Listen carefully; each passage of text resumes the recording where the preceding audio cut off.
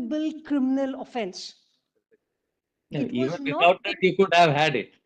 my Even lords, without that, you could, even without those, in the absence of that term, it was still possible for Parliament to enact it. But why did they have it?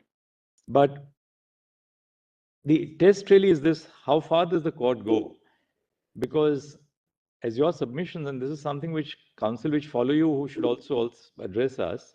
so we don't ask for anything that special today. With respect,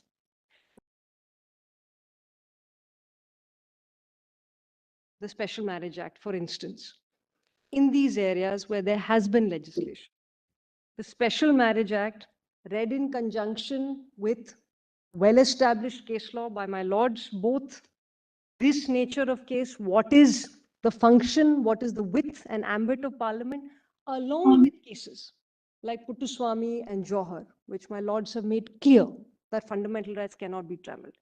The argument is simply this, that these have to be read conjointly, that we cannot have a situation where the state, when it is remiss, either in discussing something, in creating that positive obligation that my lords have spoken about, both in Puttaswamy and in Johar. Dr. That my Guruswamy, lords, just yes, my on lord, the Justice same note, as on the same note, when you're casting a positive obligation on the lawmakers, just go back to the point of time of article, look at Article 17. It says Right. untouchability is forbidden and it's an offense. It Yes, presupposes the creation of a law. And the first law that we had was in Civil Rights Act 1955. my lord. You're aware of that. Yes, my lord. But it was felt to be inadequate.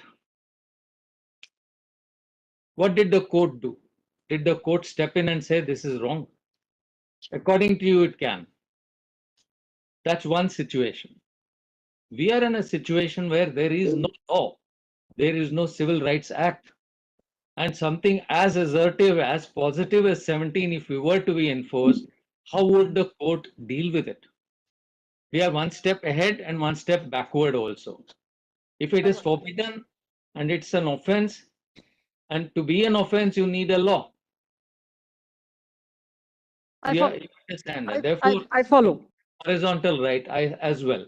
Yes. So there is a concomitant, both things are to go together. That right has to be translated into law.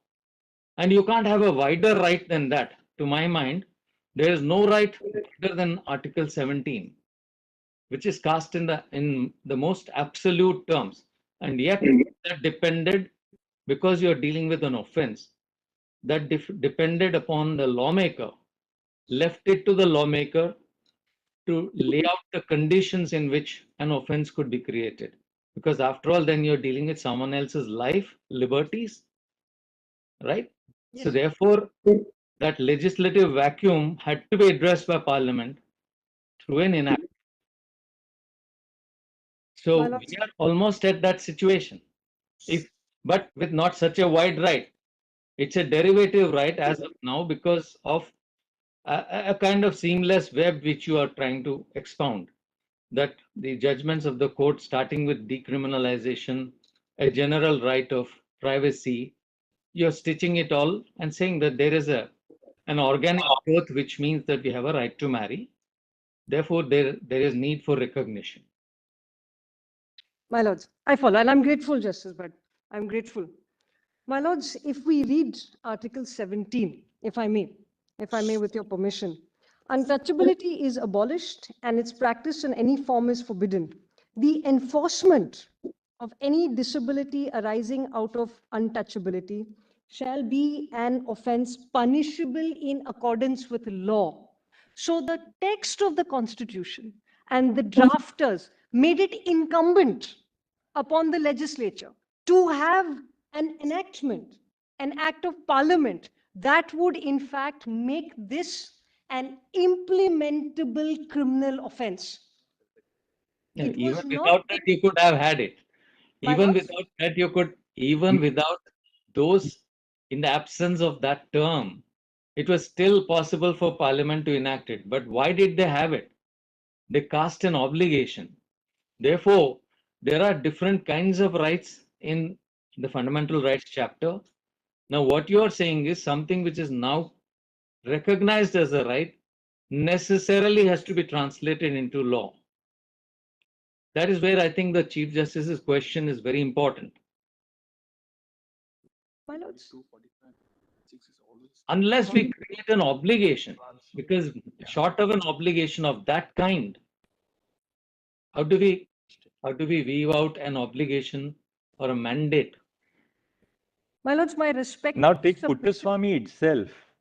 Puttaswamy really arose in the context of Aadhaar.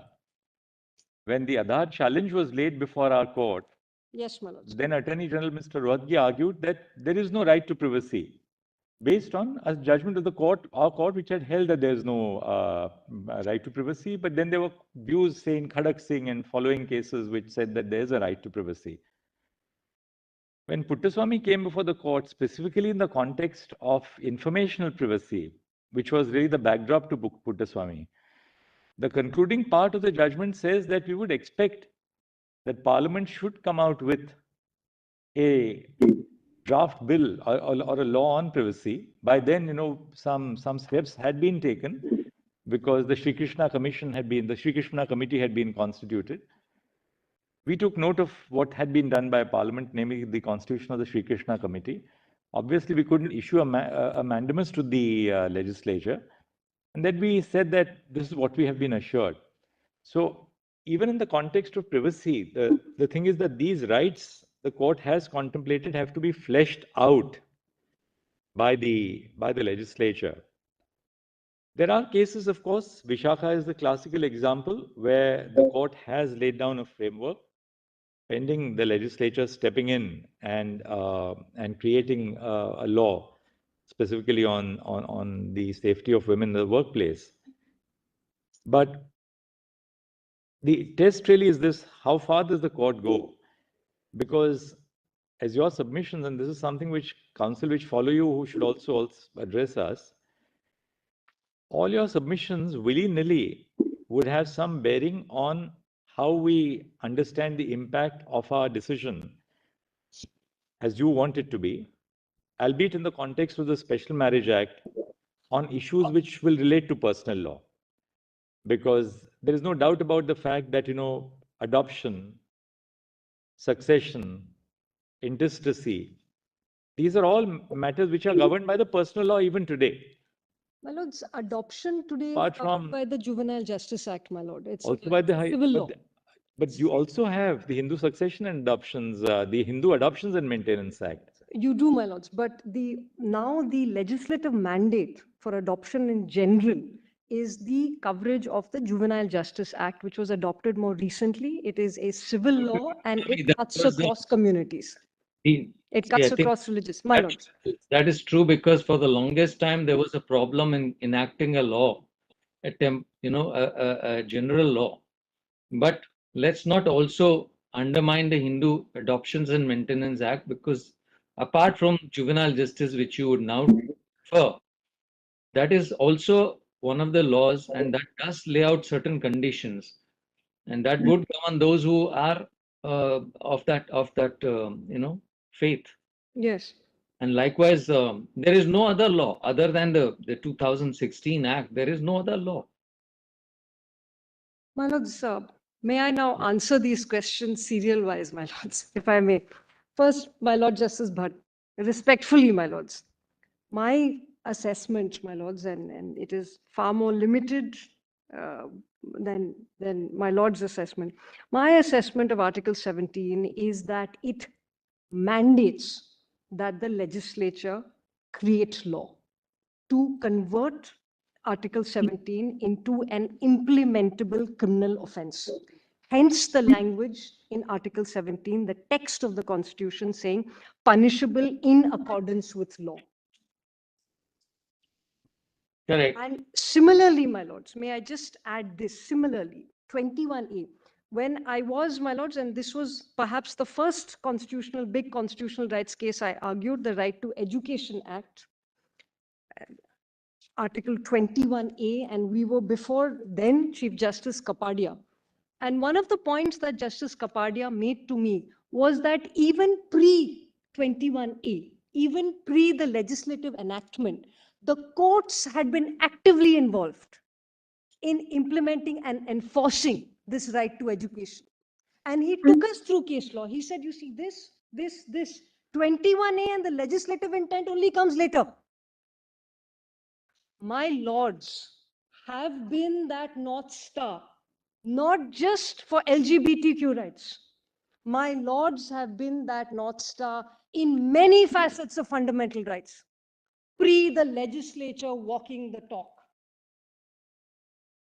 So we don't ask for anything that special today. With respect, we only ask for a workable interpretation, my lords, of the Special Marriage Act. And council after council have presented workability tables to my lords, as have I. If it is a question of reading spouse instead of husband or wife, that is one option.